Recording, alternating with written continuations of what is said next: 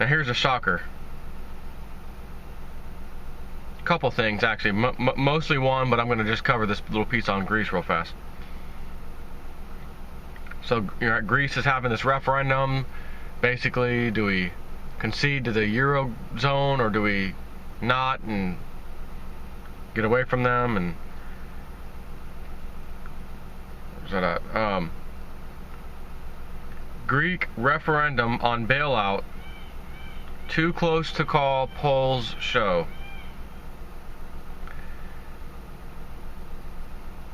Once again, are you trying to tell me, because that implies 50-50, right? Too close to call means this is literally a 50-50 vote. It's going to end up being 51 to 49% finally when they tally the vote. Oh my God, it was so close. You can't vote for anything. They are all rigged. And I gotta say, if for some reason they say that this referendum bailout ends up being basically the no vote, saying no, we don't want the bailout, I will be shocked, because if it was that close, 50-50, what does that mean?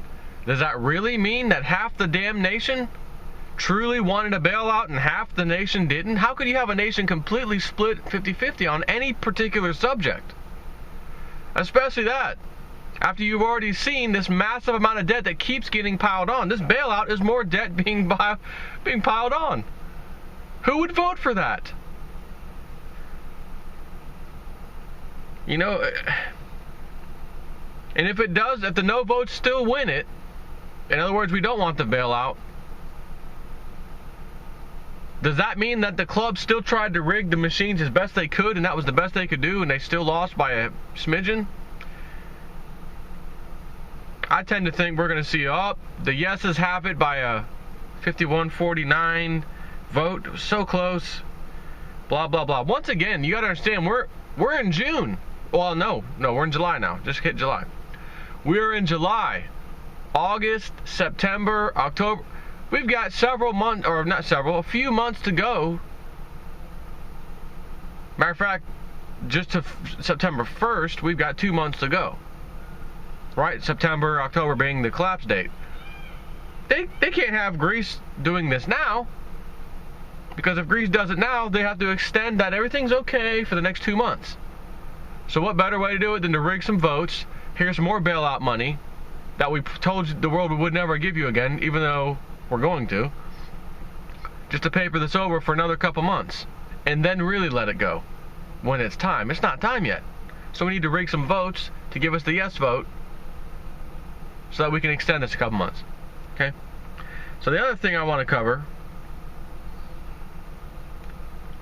is, once again, I see this headline, instantly, John Titor, time traveler guy story. Year 2000, 2001, early 2001, before he supposedly left.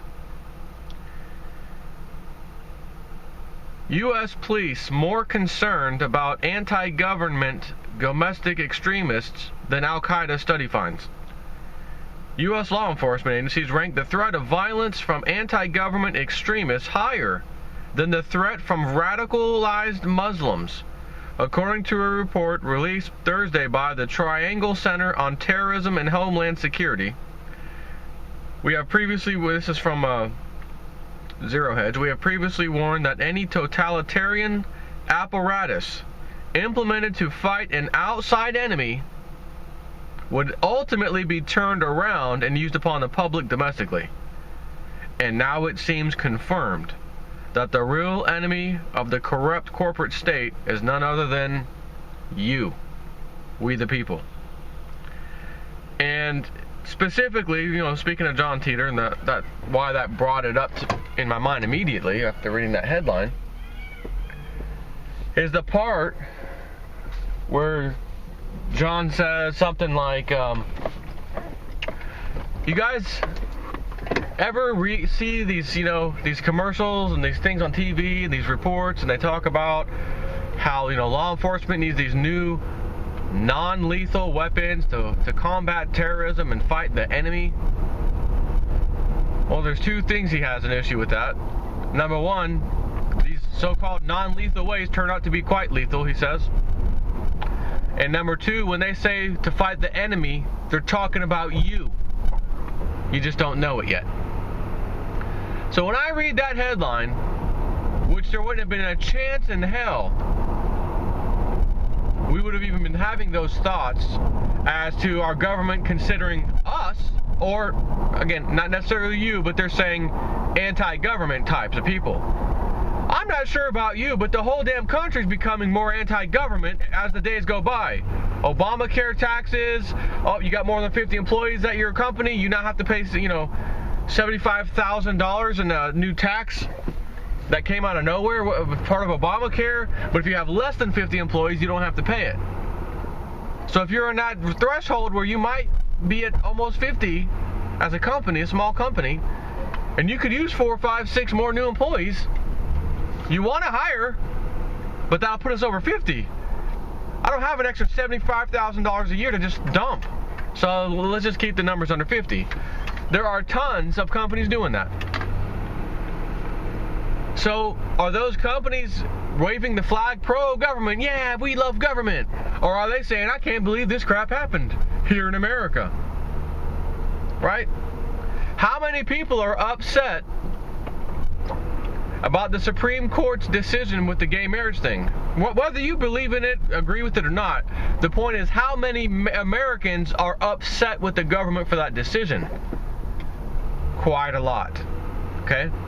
How many people are upset with the entire state of California's government due to this anti-vaccine, not anti-vaccine, the pro-vaccine law they just passed, which forces you now, your child, to have vaccines, fully vaccinated before they can go to any school.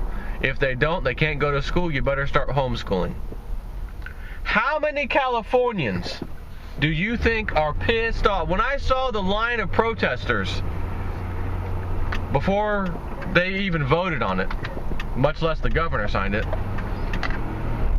it was going down hallways and hallways and hallways. I mean, it was the longest line I ever saw for something like that. Didn't matter, passed it anyways. How many of those people, how many Californians are happy or pissed off with their government? Right? These are just a few examples. Do you know how many examples I could give you right now if I just kept going and going and going of things where, examples of why people are pissed off at their government, and rightfully so? I'm not talking about crap reasons. Oh, you can't really be mad about that. Come on, man. I'm talking about stuff you can bring up to anybody, and they're going to say, yeah, I know there's... Even if they're not upset about some particular thing you brought up, they're going to say, well, yeah, I can see why other people are mad, or I can see why, people are upset about that. They're going to at least say that, right? Because some people are going to argue, oh, vaccines are good, we need them, we don't want to spread disease and the measles, right? They bought the crap. They bought the lies. So in their mind, well, it's a good thing, right?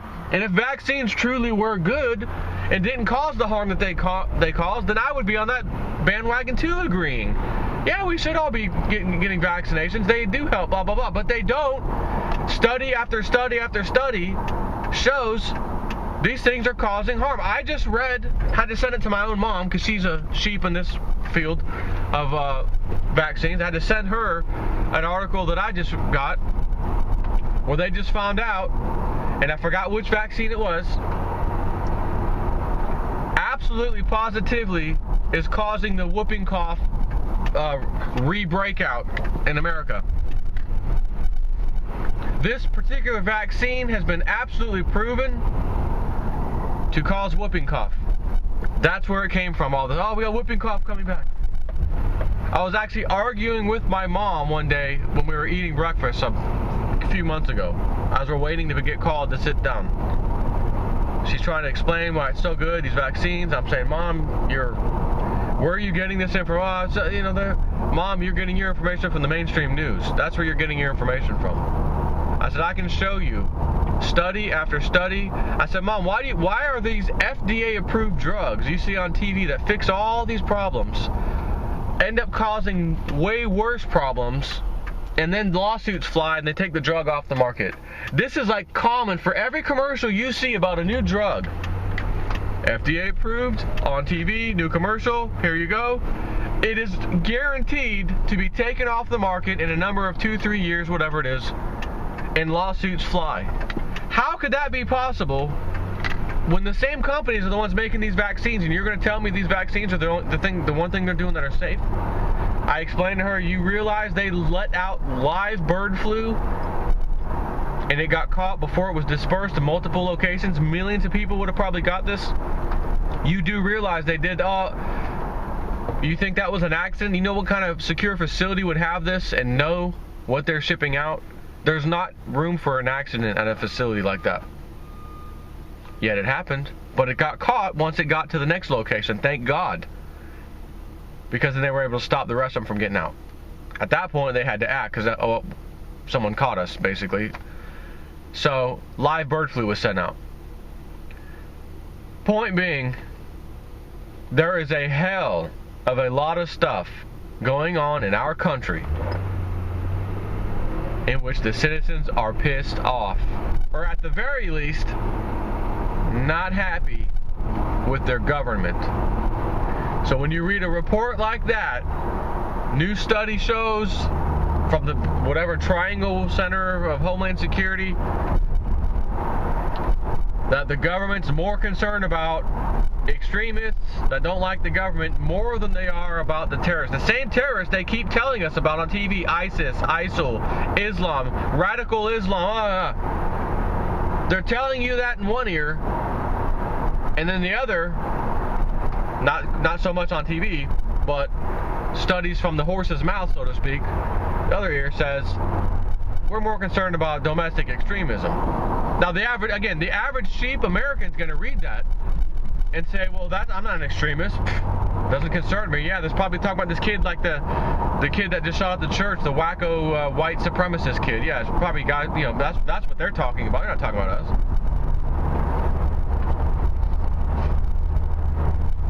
Okay. Not talking about you. Then why would law enforcement be concerned when those are so rare? 300-something million Americans. Every great once in a while, one of them, one human being, does some little heinous act. That's going to be a big, great cause for law enforcement all of a sudden. The Department of Homeland Security is very concerned about extremism. That article didn't say extremism of hate groups, hating blacks, whites, whatever. It said government. Extremists that don't like government. That kid had nothing to do with liking or disliking government, right? He shot up this black church. So, apparently they're not talking about kids like that or people like that. They're talking about the ones that don't like government. Again, at a very basic level, at that point, how many people in this country don't like the government? Millions and millions and millions don't like the government because of what they've done. You want another thing that people just hated real recently while you were focused on the flag crap? They passed the Trans-Pacific Partnership Agreement. Fast track, right? That was the nail in the coffin. Matter of fact, that was a couple nails in the coffin for the middle class. Your lifestyle, your wages are not going to be competing globally for the stuff that you do. That's how they wanted it. This was a multinational corporation bill suited for them that passed. It's going to be great for those companies, not going to be great for you. Because now those companies can really open up hiring people all over the world, essentially, for pennies on the dollar compared to what you can pay. I did this story just recently, a couple months ago, maybe. Disney World firing all these high-paid and well-worth their salary employees because they went to college, did the right thing, got this huge loan, debt, student loan. Yeah, I'm a big shot, working for a lot of it was IT-related jobs over at Disney. Make sure the park's functioning and stuff's working, checking all these, monitor systems, Oh, hey guys, meet your new replacements from India. Don't leave, don't quit. We'll give you 10% of your pay as a little bonus, as long as you're willing to stay until the next 60 days or 90 days, whatever their plan was, and hire these guys. If you stay, in other words, don't walk out on us and be pissed off that you're going to train your replacement, we're giving you a 10% bonus. So just stick around. Most people in that situation are going to take it. Not because they want to. They're going to be upset. I got to have a job. I need to start looking now to get a new job in a hurry. I've got 60 days, 90 days to find something while I train this guy to replace me. So I better get going now. At least I'll get paid during that time. Not to mention I'll get another 10% bonus on top of that once I've completed training this person at the end of my 60 or 90 days. As despicable as it is, I gotta live. I have to have money. I'm not gonna shoot myself in the foot, so to speak. So, okay, yeah, I'll train him. How nasty is that? How despicable. Here's your new replacements, and you're gonna train them. And as a lot of people messaged me on that particular video, Joe, this has been going on for a long time. There's one guy, older man, I'm going to say around 50 years old, I think he told me. He wrote it in my comment section on YouTube.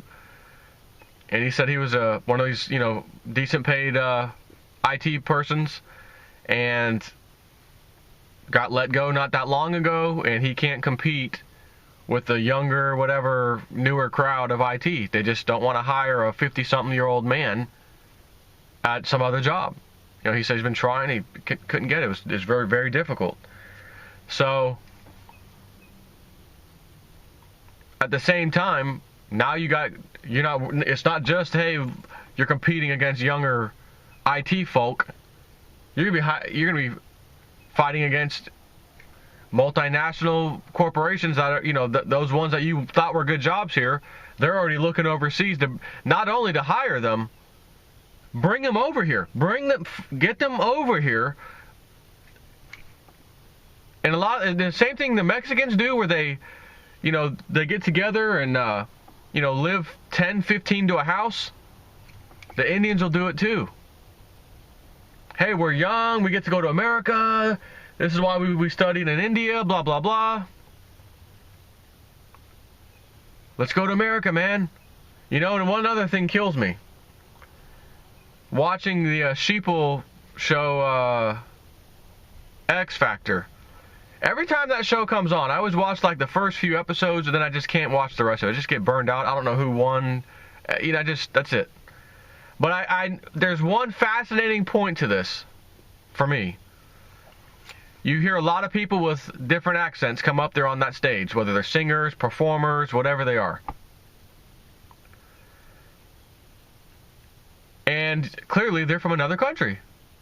And I'm not talking like a Spanish accent. It's usually, whether it's Asia or like Romania, Ukraine, just all over the place. And every time they get up there and they, what's your name? Why are you here? I came to America either a year ago or I just came to America because this is the place of opportunity. America is the place of opportunity. And I want to make it in America. That's why I'm here.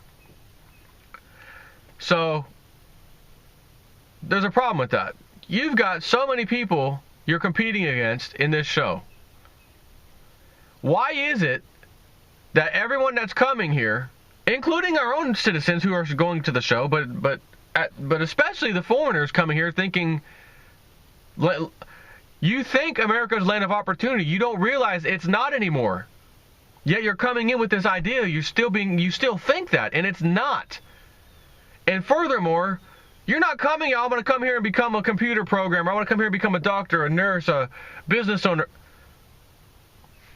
You're a sheep too. I want to come here and be an entertainer in Vegas. I want to entertain. In other words, I want to come here and be a movie star, or a rock star, or pop star, entertainment. That is unrealistic. It is unrealistic. And these people keep saying that every time they get in front of that stage. Why are you here? Oh, land of opportunity. Okay, but you're trying to be an entertainer. an entertainer or a real use to society? Let's face it, entertainment, Hollywood and all this stuff, are they really necessary for a nice, strong, healthy society? These high-paid people? No. Entertainers.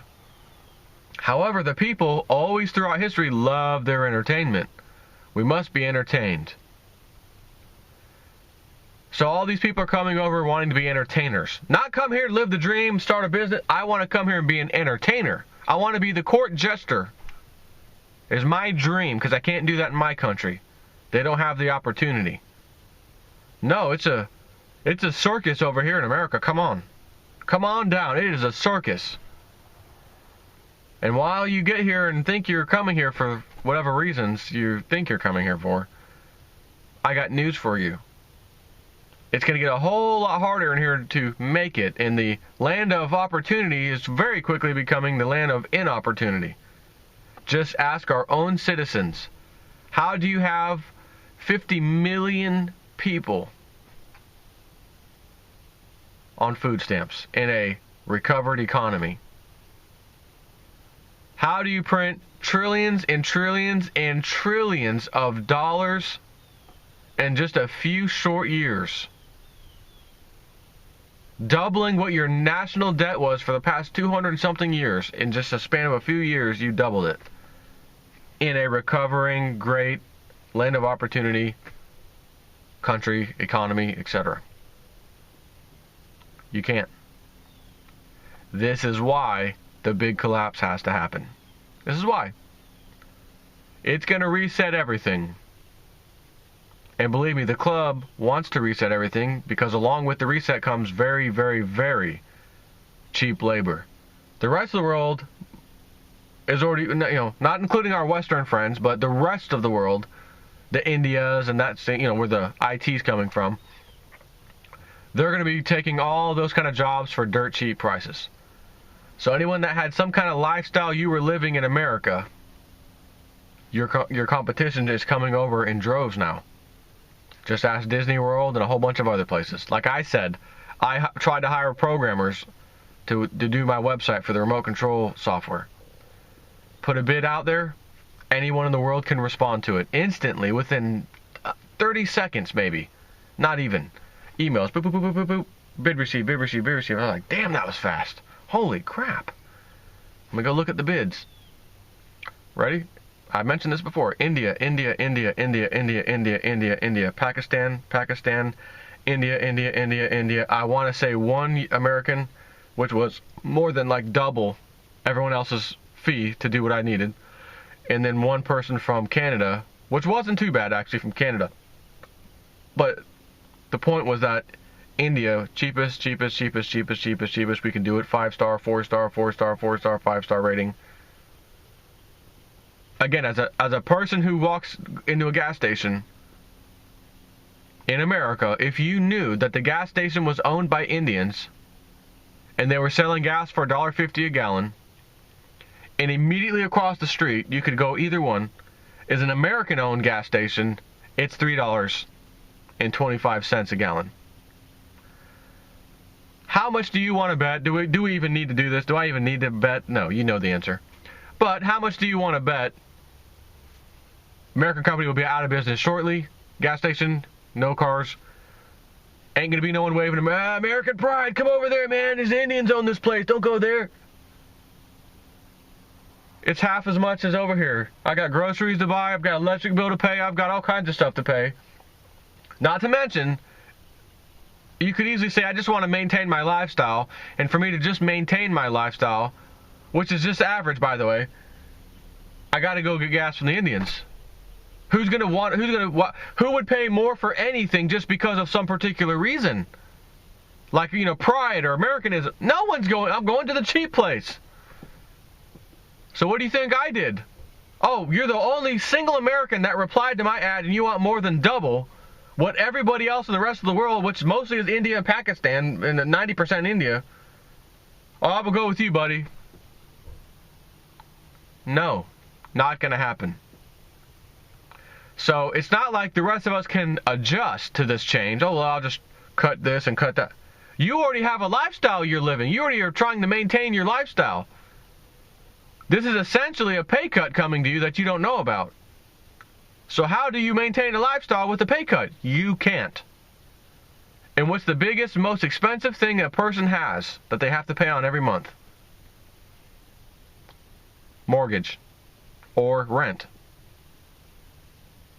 Biggest chunk of money coming out of your pocket, mortgage or rent. What does that mean?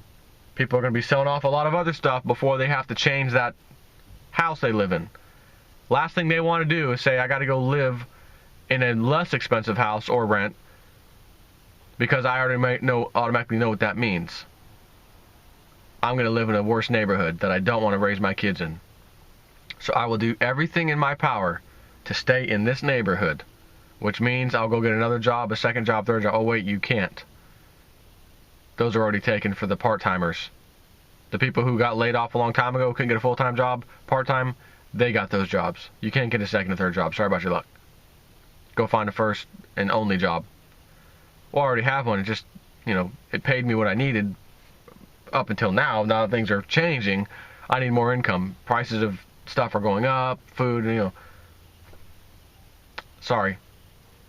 So the question I have is, where are all these people going to go? What are they going to do? And as I mentioned yesterday, I think, we had a friend, my wife's, I'm not going to say their name, but they decided recently we're not going to pay our mortgage. 3 months ago, we're not paying it anymore. We're going to actually pocket the money and stay in this house as long as we can while pocketing the money because we can see what's happening. We want to have some cash on hand to deal with what's coming. I have to commend and applaud on that one. Have to. They saw it coming, and they acted in advance, rather than reactionary like my sister and others will do. So, when they said, we don't live in this big housing development area, it's not like a bunch of houses back here, but in our neighborhood, but we were able to find, I don't know where they went online exactly, but they said, there's at least 20 foreclosures right now in our little development neighborhood. This isn't even a big one. There's already 20. They said, if that's the case, what are we doing? Why are we wasting? Why are we stressing and straining to pay these bills every month? Just stop. Quit. And in 2, 3, 4 years, however long we stay in this house, the amount of money we will save not paying that, monthly mortgage, which includes insurance and taxes, let the banks pay it. You banks got $900 billion bailout, and then you got trillions on top of it from the Federal Reserve by itself, under the radar. You pay it. Our future paid for it anyways, right? They gave you the money. Way more than enough to pay off all these houses. Pay it off. I'm not going to keep paying you while you just got a free handout. You got a free handout and you want me to pay you? And the handout you got came from us? As I said, the day will come when the doing the right thing crowd figures out it didn't work. And now we live paycheck to paycheck, just doing the right thing. We were okay because living paycheck to paycheck was all right. We still could do what we had to do. Maybe we had a little savings. And now we're in deep trouble. Something just happened, lost a job, blah, blah, blah, economy, America, problems. Now what? Old J Step 4 saw this coming light years ahead and acted light years, so to speak, in advance.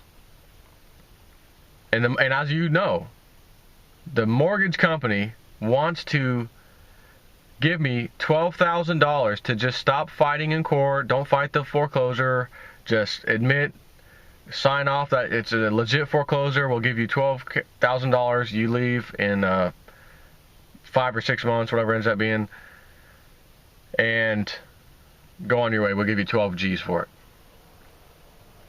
And I gotta tell you, the more I sit here, still waiting for a final response, by the way, haven't heard anything yet. Because I told the lawyer, I think we may accept this, because we want to get out of the house. It's small, it's an older house, little things, issues, it's like, Let's get out of there. But at the same time, should this big economic problem happen here later this year, would it be better for a person to live in a house that they don't have any payments on, or take 12 G's and go rent somewhere for maybe a year, if that, it'll be less than that, and that money will be gone in rent payments, and then have to deal with them easily being able to kick you out of the house or the rental property. So I've been thinking about that this whole time, and my feeling actually has been, you know, when I get that final email from my lawyer that says, okay, they've agreed, blah blah blah, here's the paperwork, such and such, such and such, I may reply and say, you know, I've been thinking long and hard about this, these last several weeks, and I'll be honest. I think I want you to go ahead and do the deposition. I already paid for that anyways. Go ahead and do the deposition. Pull those bankers in, and employees do your deposition on them, which they did not want to do. The second he told them, we're going to depose you, instantly return. We'd like to settle with this guy that you're representing, me, for 10 G's. I said no. How about 15? They said no. How about 12? I said no. All right. But I haven't gotten any paperwork, haven't signed off in the final agreement at all. So it's just basically been verbal at this point. So I've decided, I think, when that final notice comes to me, hey, Joe, they've agreed, here's the paperwork, I may say, nah, I've changed my mind, go ahead with the deposition. And if they do, and then we finally go to trial, which I don't even have to show up, and the court decides we're still going to give it to bank because we're a part of a club and you ain't in it, so bank in your favor. Old J Step 4 says, okay, no problem. File an appeal, appellate court, start over, do it again. Same process, same time frame, wasted months of their time. Trial again, court may decide again, bank's favor, okay. File a second appeal, appellate court, etc. I sent myself a story. This has been at least a couple of years or more, 2-3 years, probably 3 years. An older woman started this process in the 1980s and has been fighting to stay. She said, I hired a lawyer in the beginning to help me fight my foreclosure in Florida. We lost, but at least I got all the paperwork. I saw how they respond to each other, all that stuff. And I just said at that point, I don't need to hire him to keep fighting it. It's the same story every time, so I could fire him, and then just handle the court case myself there on out. And then when I would lose, I'd file an appeal. And then when I'd lose that one, I'd file another appeal. She said, it's been 35 years, and it's the final appeal. She has the final appeal to deal with. 35 years later, in her house, free and clear the whole time, final, again, appeal, where she could lose it. And she's going to, more than likely, which I haven't followed it. It's been 3 years, but it doesn't matter. I'm expecting her to lose the house. But she lived in the house for 35 years. You want to talk about sticking it to the bankers who caused all of these problems, are the culprit of these problems in all of our lives, who got $900 billion bailout money, trillions of Federal Reserve money, and you still have to pay them. What kind of deal is that? That's like me having a car that I can sell. One car sold to this person, same car sold to that person, same car sold to that person, same car to that person, same car to that person, and all 10 of you bastards are making car payments to me at the same exact rate. $250 a month from you, $250 a month from you, $250, and I've got the one single car. That's kind of what that's like. Got all this money, could have paid off all of our debt, all of our household mortgage debt in this country. If you really wanted to bail out the people, that's what you should have did. That's what they said. You should have bailed out the people, not the banks. Because now the banks got bailed out, but no one's payments, mortgage, none of that changed. You still owe the money on that house. while they simultaneously got bailed out for it and then some. They're not going to give, the bank ain't going to give you a break. So why should you give them a break? And again, you have to live in a judicial foreclosure state in order for this to make sense. Some states are not judicial foreclosures. They just have to file paperwork and it goes. You could file a lawsuit against them to slow it down and try to stop it.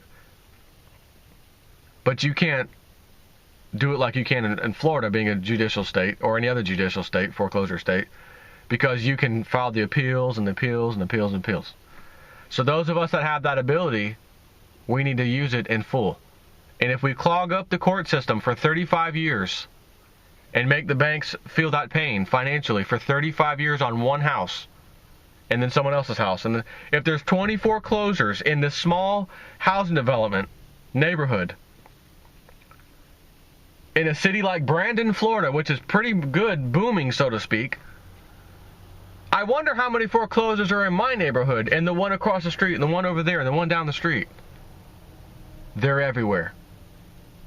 So once again, if you're going to do this, you got to do it right, and you better be prepared to fight it. And there are plenty of lawyers out there who will represent you for a fraction of the cost. If you add up, what would I pay yearly on a mortgage? How much would that cost per year right now? Or, you know, what am I at monthly? Okay, times 12 months.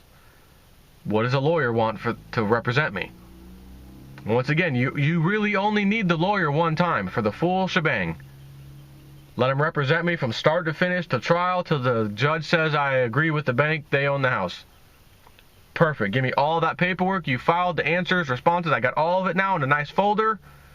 File an appeal myself, which does mean you're going to have to go down to the courthouse at least a few times whenever they respond, and you have to respond back in writing and have to send certified letter to this one and that one. And then there'll be like a little small hearing.